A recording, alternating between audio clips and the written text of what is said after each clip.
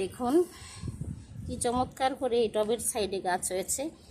এই ফুটা দিয়ে কিভাবে যেন একটা গাছের চারা বের হয়ে গাছটা বড় হয়ে গেছে। এটা হচ্ছে বট গাছ, পাকুর গাছ যেটাকে বলে।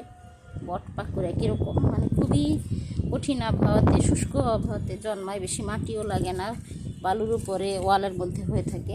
এই দেখুন, এই যে টবের যে ফোঁটা দিয়ে বের হয়ে এইভাবে গাছটা বড় হয়েছে। কি যে চমৎকার লাগছে। আর এইখানে টবের যে ফাটা অংশ দিয়ে, এই যে টবের ফাটা অংশ, এখান দিয়ে গাছ বের হয়ে কুচি পাতা গাছটা হয়েছে। দেখুন কি সুন্দর সবুজ এবং তরতাজা, এগুলো সংগ্রহ করে খাই। এবার দেখলে বুঝবেন কি চমৎকার যে লাগছে গাছটা। তো এরকম যেখানে যেই গাছ হয়, এই যে এখানে কলমি শাক আগা সংগ্রহ করি, তারপরে এখানে হচ্ছে ভুঁই আমলার আগাগুলো সংগ্রহ করি, গোড়াটা রেখে দিই, এখান থেকে আবার পাতা গজায় আবার খাই। এখানে আছে থানকুনি।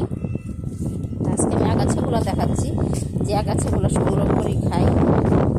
এখানে কিছু ভুঁই আমলা আছে, গোড়াটা আছে, পাতাগুলো সংগ্রহ করে খাই। এখানে কিছু আছে কচু গাছের পাতা সংগ্রহ করে খাই। এখানে হচ্ছে মিষ্টি আলু গাছের পাতা, এগুলো সংগ্রহ করি।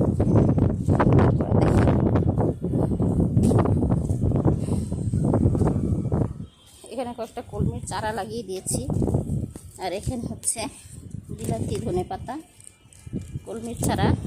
আর এই যে মিষ্টি কুমড়া গাছ, এখান থেকে পাতা সংগ্রহ করেছি। দেখুন ছোট ছোট কয়টা গাছ ঝুলে আছে, এখান থেকে পাতা সংগ্রহ করে খাই।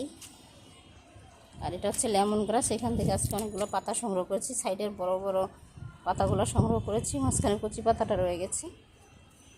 তো এইভাবে অল্প একটু জায়গার মধ্যে যতটুকুই গাছ হয় ততটুকুই সংগ্রহ করি।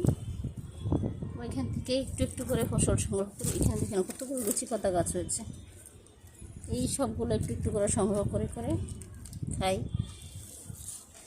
তো যতটুকুই হয় মোটামুটি একটু ভাজি হয়ে যায়। 2-3 দিন পর পর বা 1 সপ্তাহ পর পর একটা ভাজি করতে পারি।